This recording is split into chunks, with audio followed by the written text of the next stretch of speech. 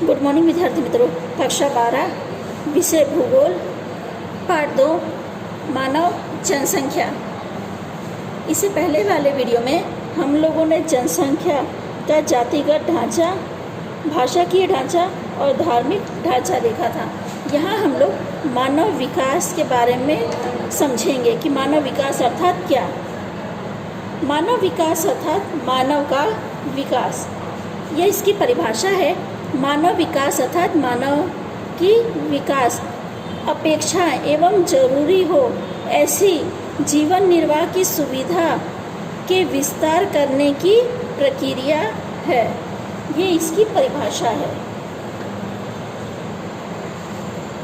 मानव विकास का मुख्य उद्देश्य जीवन स्तर को अधिक उत्कृष्ट बनाना या ऊंचाई पे ले जाना है, यानी सभी का जीवन सरल और हर सामग्री आसानी से मिले और जीवन स्तर ऊपर आए, कोई गरीबी रेखा से नीचे ना हो, ऐसा जीवन बनाना यानी मानव का विकास करना।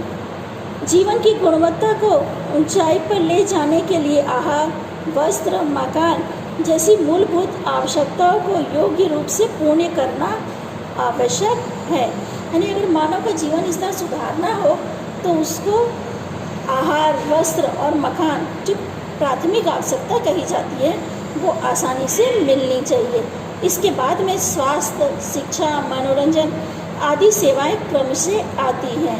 विश्व के विविध देशों में लोगों के जीवन स्तर को देखें तो हमें अत्यंत असमानता देखने को मिलती है। आप लोग जानते हैं कि हर किसी का जीवन स्तर एक जैसा नहीं है। कुछ लोग ऊंचे वर्ग में, कुछ लोग गरीब वर्ग में या मध्यम वर्ग में आते हैं, यानी सभी का जीवन स्तर एक समान नहीं देख सकते। एक ही देश में अलग अलग वर्गों के लोगों की जीवन शैली या जीवन स्तर में व्यापक अंतर होता है। कहीं पे अमीर वर्ग है जो हर सुख सुविधा आसानी से प्राप्त कर सकता है, और कहीं पे गरीब वर्ग है जो मुश्किल से 2 वक्त की रोटी कमाता है। यानी जीवन स्तर में हम अंतर देख सकते हैं। पहले आर्थिक विकास की ही मानव विकास मान लिया जाता था। विकास की इस विभावना में आधुनिकरण, सुविधा और समृद्धि को ही गणना में लिया जाता था। इस प्रकार से हुए विकास के साथ सामाजिक भेदभाव या प्रादेशिक असमानता या बुराई ने जन्म लिया है। यानी हम कहें कि जिसके पास आवक है वो अपना जीवन स्तर ऊंचा रखता है या उत्कृष्ट होता है, तो जिसके पास आय नहीं है या जो गरीब या मध्यम वर्ग में आता है उनका जीवन स्तर नीचा होता है। मात्र आय बढ़ने से ही मानव विकास नहीं होता, बल्कि उस आय का यथावत उपयोग करने की चेष्टा भी करनी चाहिए। यानी जिसके पास आय है खाली उनका जीवन स्तर विकसित है ऐसा नहीं मान लेना चाहिए। उसके खर्च करने से जीवन स्तर सुधरता है। विकास के स्तर का मापन करने के लिए जीवन में आए हुए गुणवत्ता सुधार को ध्यान में रखना चाहिए।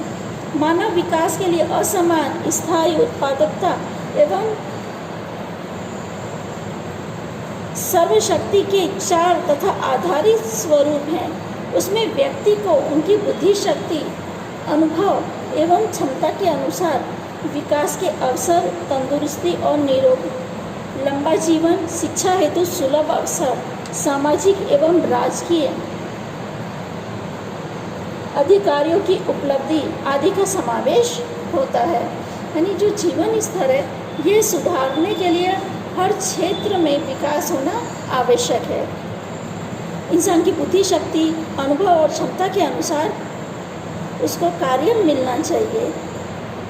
उसके तंदुरुस्त होना चाहिए, निरोगी होना चाहिए, लंबा जीवन, शिक्षा आसानी से मिले, समाज में एक समानता हो, ऐसा होने से मानव का विकास माना जा सकता है। मानव विकास मापन। अर्थशास्त्री अमर्त्य सेन का महत्वपूर्ण इसमें योगदान रहा है। इनको नोबेल प्राइज़ भी मिला है, यानी नोबेल प्राइज़ से इन्हें सम्मानित किया गया है। उनके परामर्श से मानव विकास की प्रथम रिपोर्ट 1990 में संयुक्त राष्ट्र विकास कार्यक्रम में रखी गई थी, जिसका अर्थ है यूनाइटेड नेशनल डेवलपमेंट प्रोग्राम यानी UNDP कहते हैं। कई बार पूछा जाता है UNDP का पूरा नाम क्या है, तो यूनाइटेड नेशनल डेवलपमेंट प्रोग्राम, ये इसका फुल फॉर्म है, द्वारा प्रकाशित किया गया था। यह रिपोर्ट प्रतिवर्ष प्रकाशित होती है। इसमें अलग अलग देशों के विभिन्न निर्देशनों के आधार पर सूचनांक निश्चित किए जाते हैं। औसत आयु, शिक्षा एवं जीवन स्तर, ऐसे तीनों निर्देशों द्वारा मूल्यांकन किया जाता है। यहाँ पे अपेक्षित आयु का सूचकांक है। स्वास्थ्य को दीर्घ यानी उम्र के मापन के लिए नवजात शिशु के जन्म के समय अपेक्षित आयु की गणना में लिया जाता है। ये जो मानव विकास का मापन है, इसकी रिपोर्ट में 3 बातों को नोट किया जाता है। पहला अपेक्षित आयु सूचकांक, शिक्षा सूचकांक, आय सूचकांक।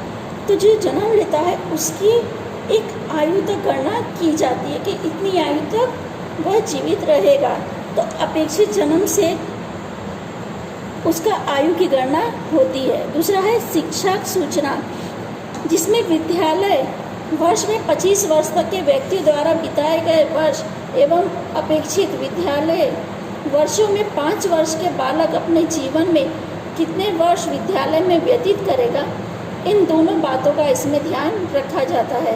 यानी 5 वर्ष में बच्चों को स्कूल में लिया जाता है, वहाँ से लेकर वो बच्चा कब तक स्कूल में रहेगा इसकी गणना की जाती है। यानी जैसे 5 से लेकर 25 वर्ष तक का जो समय है वो शिक्षा के लिए माना गया है।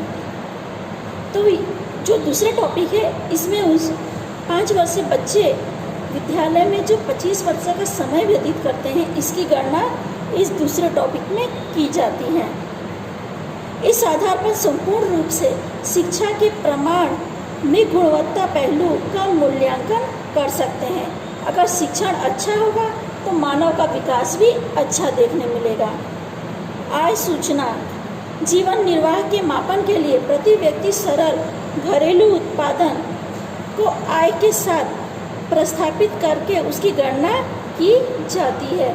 इससे ये पता चलता है कि मनुष्य का विकास कितना हुआ है। मनुष्य की आय का सूचकांक उसके विकास पर आधारित होता है। 3 निर्देशों के आधार पर गणना करें तो 0 से 1 के बीच, यानी 0 से लेकर 1 के बीच के सूचकांक के आधार पर किया जाता है। वह सूचकांक किसी भी देश के मानव विकास को अधिकात्मक एक पूर्णांक तक पहुँचाए या अंत दर्शाता है। यानी जो विकास का सूचकांक है वो 0 से 1 तक का माना जाता है। अगर 1 है तो वो विकसित देश है या विकासशील, और अगर 0 है तो वो अल्प विकसित है। यह अंक देश देश के बीच में मानव विकास अंतर के प्रतिबिंब करता है। आज विश्व के देश सर्वांगीण विकास हुए परिवर्तन प्रयत्नशील है।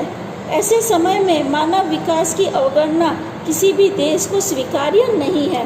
यानी हर देश अपना विकास करता है, और ये विकास किस तरह होगा? मानव के विकास के साथ। और आज कोई भी देश है इसकी अवगणना नहीं करता। हर देश चाहता है कि उसके मानव विकास अच्छा हो। अगर मानव विकास अच्छा होगा तो मानव का विकास के साथ देश का विकास भी अच्छा होगा। वो अल्प विकसित से विकसित और विकासशील देशों में आएगा। इसके आगे की चर्चा वीडियो हम लोग अगले वीडियो में करेंगे।